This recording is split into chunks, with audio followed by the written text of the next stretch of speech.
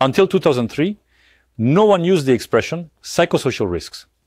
Then, gradually, the term became established. Initially, there were first two works, one by Marie-France Hirigoyen on harassment, and the other by Christophe Dejours on suffering in France. But the scientific analysis previously focused mainly on identified pathologies: stress, burnout, harassment, but ultimately never on the entirety of these pathologies. In the disciplines of work sciences, the terms risks and psychosocial were never associated before the year 2002. It was only in 2002, in an article by Isabelle Hanses and Véronique de Keyser, that this expression was found for the first time in relation to work-related pathologies. If this term becomes popular with the general public, there are two main reasons. The first major reason is the rise of suffering at work on one side, and on the other, what has been called the suicide crisis. This suicide crisis began with suicides at Renault as early as 2003, and then continued with those at France Télécom. The expression psychosocial risks has an important advantage, as it allows these sufferings to be characterized as having an organizational origin. And in fact, this crisis of psychosocial risks will invade the collective imagination. Everyone will recognize themselves in these situations, including in professions where, until now, such difficulties were thought to be unrelated.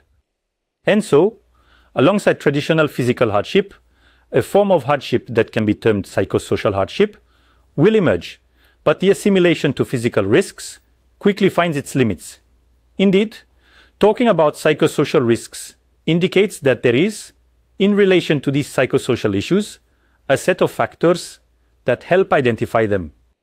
And so the entire question that comes after that, of psychosocial risks, is the question of psychosocial risk factors, that is to say, the elements that potentially lead to psychosocial pathologies.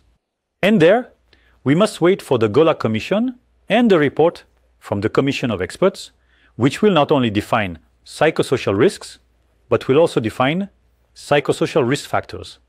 So, psychosocial risks are defined as risks to mental, physical, and social health caused by employment conditions of organizational and relational factors likely to interact with moral functioning.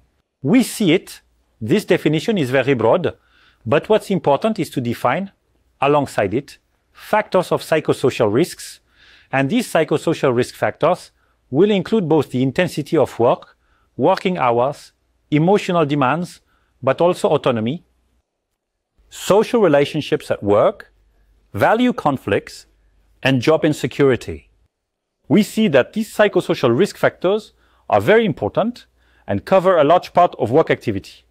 Furthermore, implicitly, what the college shows us is that ultimately, the factors affecting psychosocial pathologies are primarily related to the entirety of work activity.